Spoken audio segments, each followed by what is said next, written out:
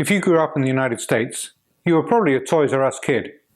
You probably have memories of getting that catalogue in the mail just before the holiday season and rifling through the pages, circling those things that were on your wish list and just waiting in anticipation for the holidays to arrive. Or going to that huge store with thousands of toys all appealing to you and being really excited at that day out. And for good reason. Toys R Us grew to become the dominant toy retailer. It was one of the first big box specialty stores and grew into dominance. In fact, grew to become a Fortune 500 company and was on the Fortune 500 for 23 consecutive years, right until 2017 when it went bankrupt. But what led to the demise of Toys R Us? Well, there are several reasons, but one of the big reasons was the advent of the internet. And just as like many retailers, Toys R Us was unsuccessful in making the transition to e-commerce. It didn't start out that way. Indeed, Toys R Us was one of the early stars of internet retailing. In fact, it was so successful that in the holiday season of 1999, it got so many orders that it just couldn't cope with the volume, leaving many thousands of disappointed children and frustrated parents on Christmas Day as their toys had not arrived on time. And the Federal Trade Commission even fined Toys R Us for this failure. As a response to that failure, instead of redoubling down on its e-commerce capabilities, it partnered with a relatively small e-commerce company at the time, a company called Amazon. And Amazon took over Toys R Us's e-commerce business, even taking the toysrus.com domain name, and began selling toys both through the Amazon site and through the toysrus.com site, and was successful in doing so. Successful partnership for both Amazon and for Toys R Us for a little while.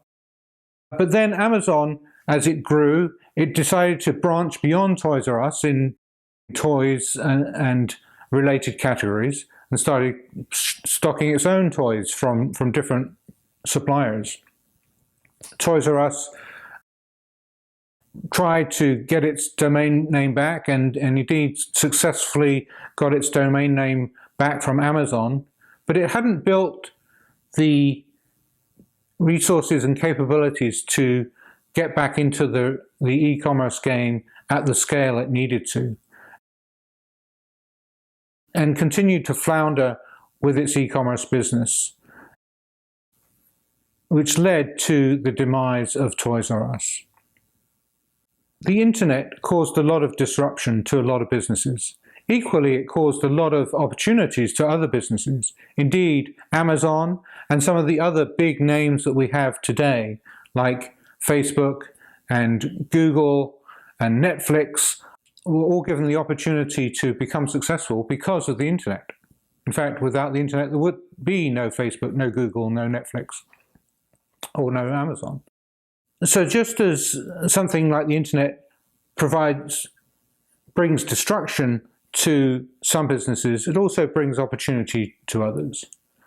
And so these disruptive forces are important to look at, both for established businesses, incumbent businesses, as they look to what's coming, and in order to become resilient to these big disruptions, they need to prepare to adapt and change to these disruptions, but also for entrepreneurs as they seek new opportunities to enter into markets, or even into creating new markets. So if we think about some of those disruptive forces that have happened in the past, really since the Second World War, there have been, I would say, three primary disruptive forces. The first of which was globalization, and the extent of globalization throughout trade and commerce. such that at this point, pretty much every business has global competition or has a global influence. Then, of course, about 25 years ago is the internet, and we've just talked through the Toys R Us example about the disruption caused by the internet, but also the opportunities brought by the internet. And then reinforcing that internet wave just a dozen or so years ago was the rise of smartphones and mobile devices. And that really accelerated the impact of the internet, giving us ready access to information in the palm of our hands and giving us really, as consumers, the ability to gain transparency, to instantly price compare in different stores, as well as disrupting other businesses, being able to pay for things through your phone, to be able to order whatever. So even if you're driving past a Starbucks, it might pop up to say, there's a Starbucks right near you, do you want to order something? And you can go in and order directly through your app and scan in the store and just pick up without any contact. So really those three things, globalization, the internet and mobile devices, have caused a lot of disruption over the past decades. But as companies are thinking about, well, how do they think about the future? How do they think about preparing to become resilient to these other disruptive forces? And what are some of these other disruptive forces coming down the pike? Well, we've really identified and focused on 8 different disruptive forces. And this is not an exhaustive list. There are many others that may come along on the horizon. But these are 8 which are really going to have a profound impact at the society level, that are going to impact the way we live our lives, impact the way we think, impact the way we consume. And so as they have these societal impacts, they're also going to have these knock-on effects on businesses. And businesses really will need to think about how they prepare to adapt to these different challenges provided by these disruptive forces, but also the opportunities that may also be presented by these forces. So these 8 that we are thinking about are changing demographics, rapid urbanization, climate change, energy generation and storage, big data, fast data, technology developments like artificial intelligence, social commerce, and blockchain. So let's think about changing demographics. Really, there are 2 distinct stories that are happening within the world of demographics. Firstly, in the developing world, we're seeing an explosion of the population, especially in places like sub-Saharan Africa. The population of sub-Saharan Africa is likely to double over the next 30 years. And what you're having there is you're going to have a very young population, a young workforce, but also, therefore, the potential for what's called a big demographic dividend, as this leads to potential for economic explosion or growth. So just as we've seen over the past 30 years in Southeast Asia, the rapid rise of the Southeast Asian tigers, these big economies within Southeast Asia, you're likely to see in the next 30 years the same thing happening in sub-Saharan Africa. And that could lead to huge opportunities as you've got this new growth in a rising consumer market within sub-Saharan Africa and other parts of the world like India, where you're going to see a lot of economic development, a lot of growth, and a lot of potential for real change to happen in those parts of the world. In much of the developed world, in the United States, in Europe, places like Japan, you're seeing a very different story. You're seeing an aging society, people living longer and having fewer children and having children later in life. And this is also going to cause massive amounts of disruption because it really changes everything. As people get older, we're going to have a more age-dependent society, but we're also having changes in the way we think about our life course. Children today in many of the developed countries probably have a life expectancy exceeding 100 years. And so if people are expecting to live to 100 years, that totally changes how we think about the overarching structure of our lives in terms of education, in terms of work, in terms of retirement. The current pattern of our lives where we are in education till our early 20s, working till our mid-60s and then retiring doesn't really work when you're living to 100 plus years. You probably wouldn't want to be in retirement for 35, 40, 50 years, and you probably also couldn't afford to do that. And so people are going to be thinking about their whole life course.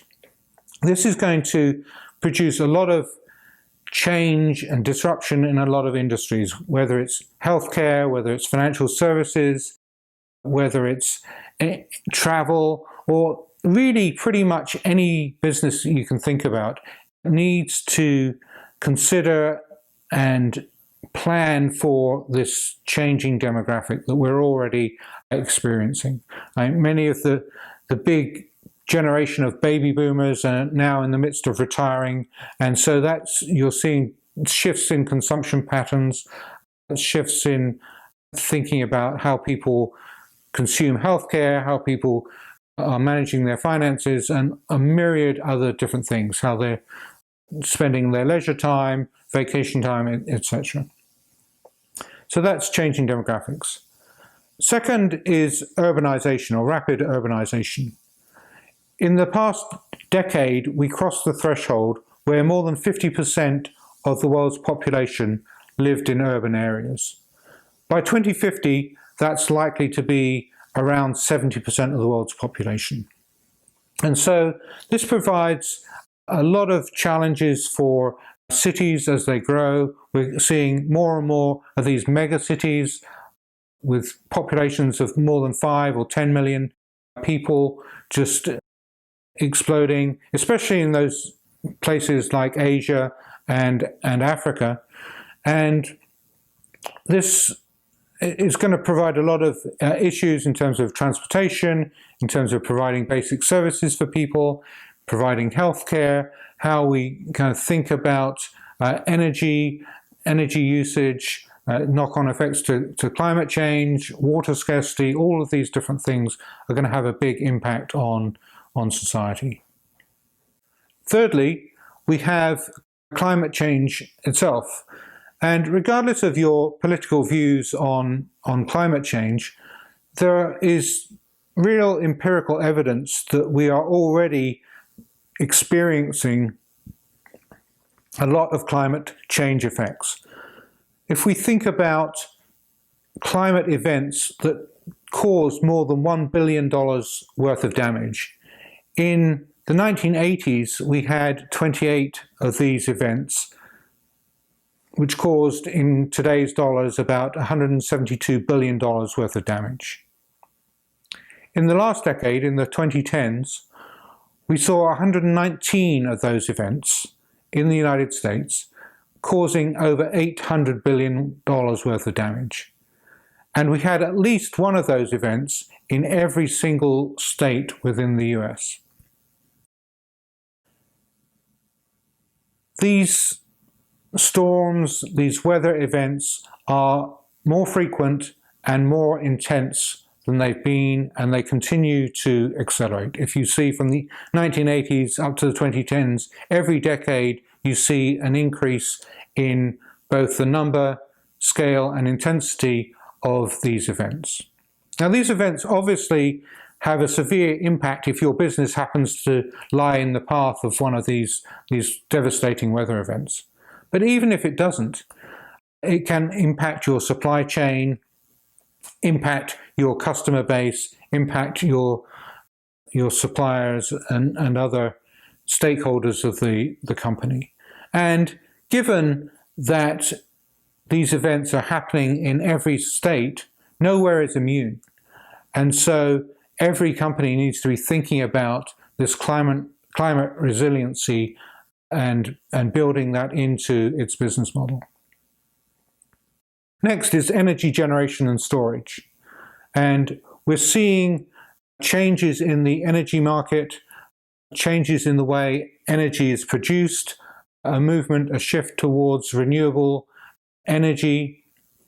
But there's lots of challenges with renewable energy. Primarily is the very fact that electricity needs to be consumed at the moment that it's produced. And storing electricity has in the past been challenging, and it's especially challenging for renewables when you've got the production for solar panels, for example, when during daylight and nighttime hours you don't get any solar power, and wind turbines, when it's windy it's fine, but when it's not, you don't get the energy. So the predictability of the energy generated is harder to predict, and it doesn't necessarily coincide with the demand for the energy.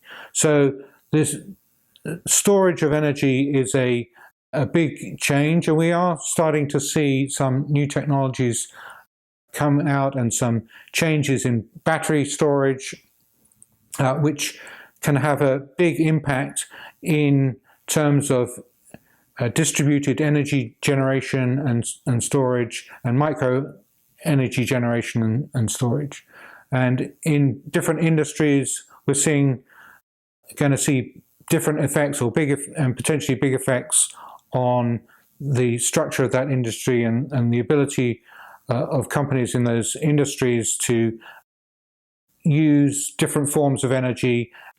And so, for example, in the automotive industry, we are seeing this shift towards electric vehicles. At the moment, it's been a fairly slow shift, but as these technologies evolve, as the price of batteries comes down, we're approaching the point where battery power is roughly equivalent to combustion engine power in terms of the initial purchase cost, and we're on the brink of technology which will allow million-mile batteries that will last in a car for 1 million miles.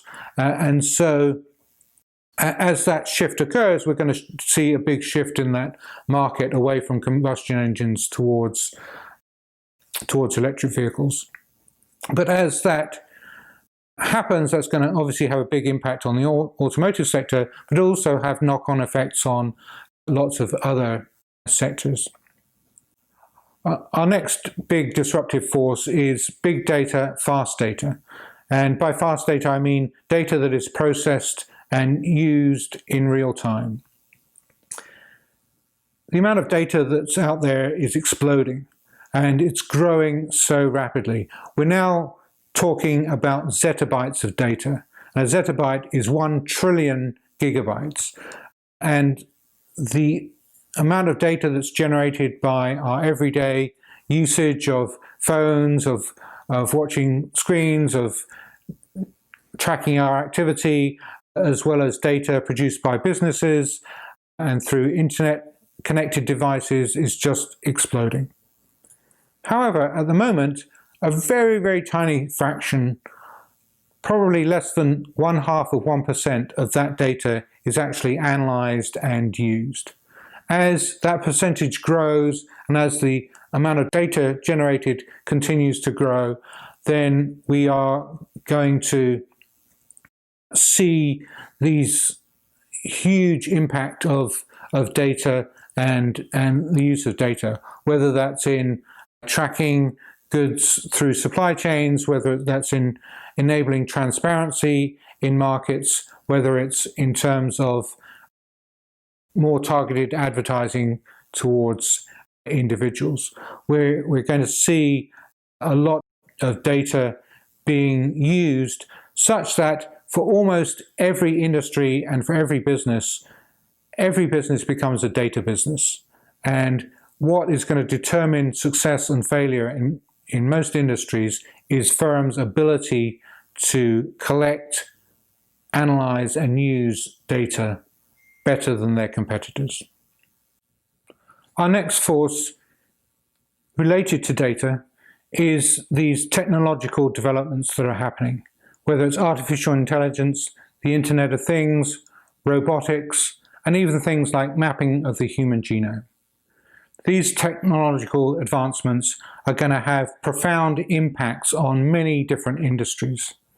You think about how a lot of technological advancements in the past have had an impact on manufacturing sectors and particularly on blue-collar work, and have replaced a lot of blue-collar jobs.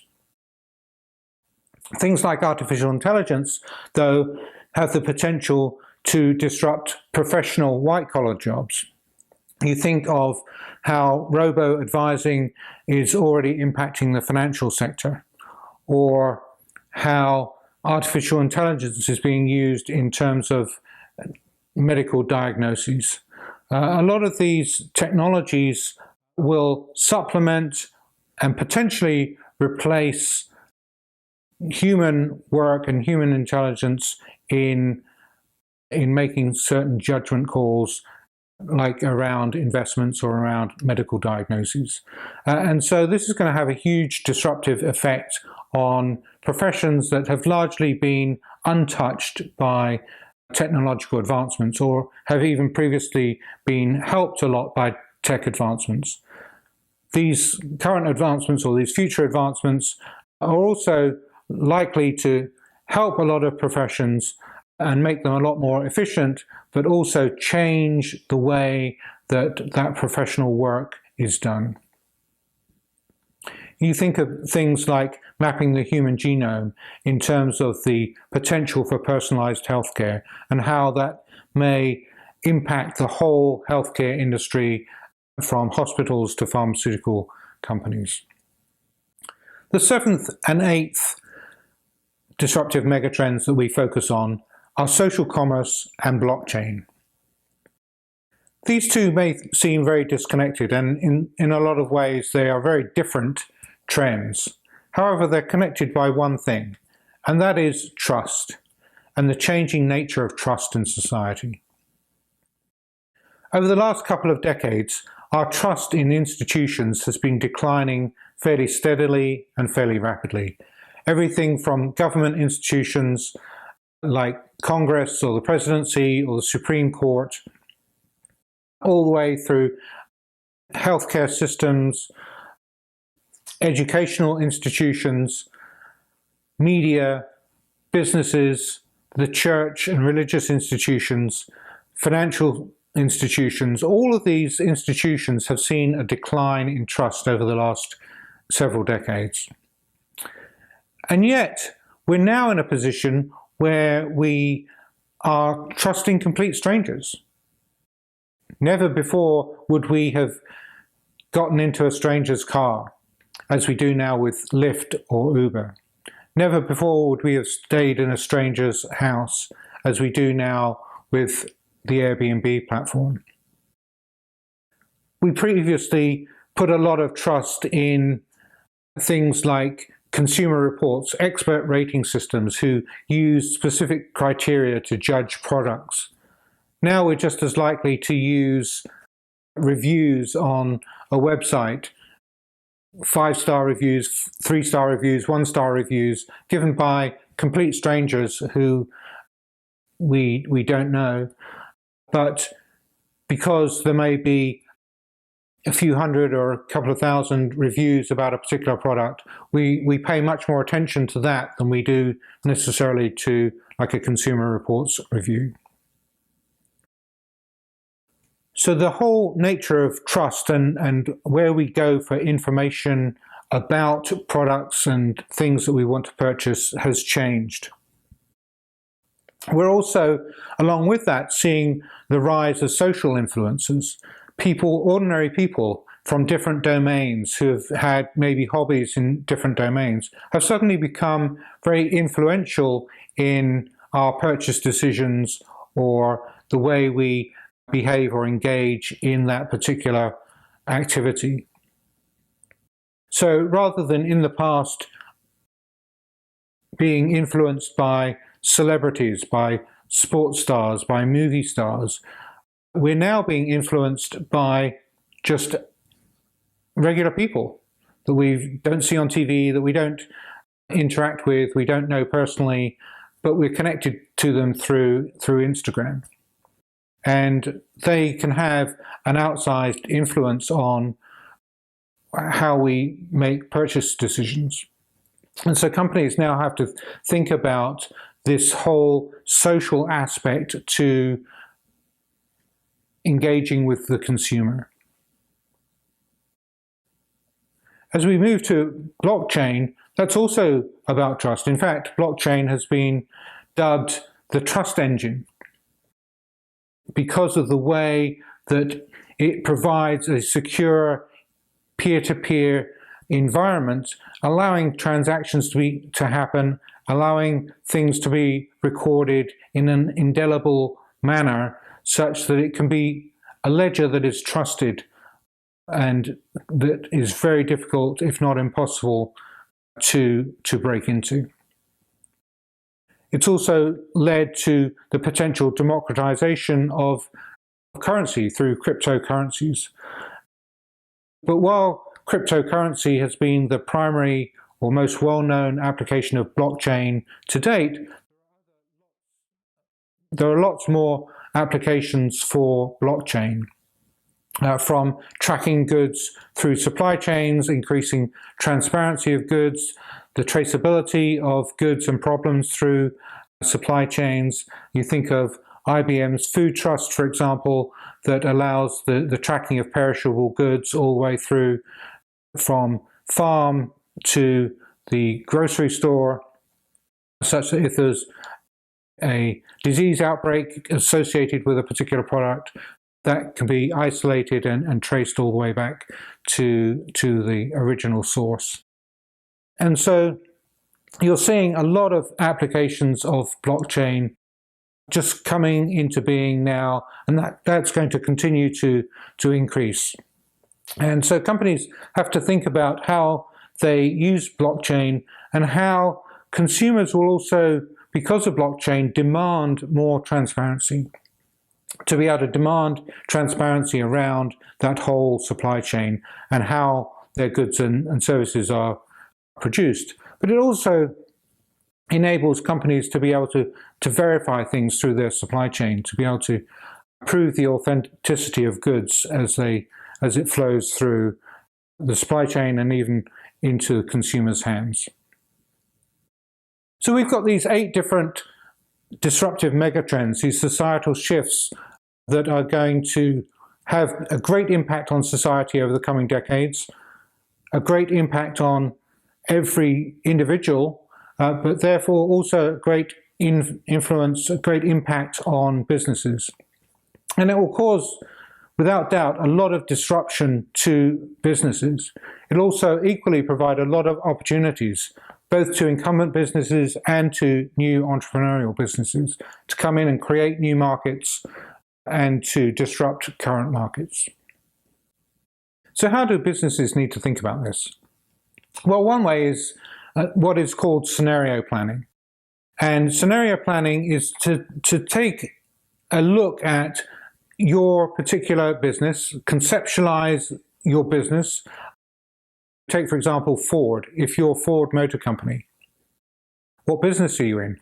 Are you in the car and truck business based on conventional combustion engines?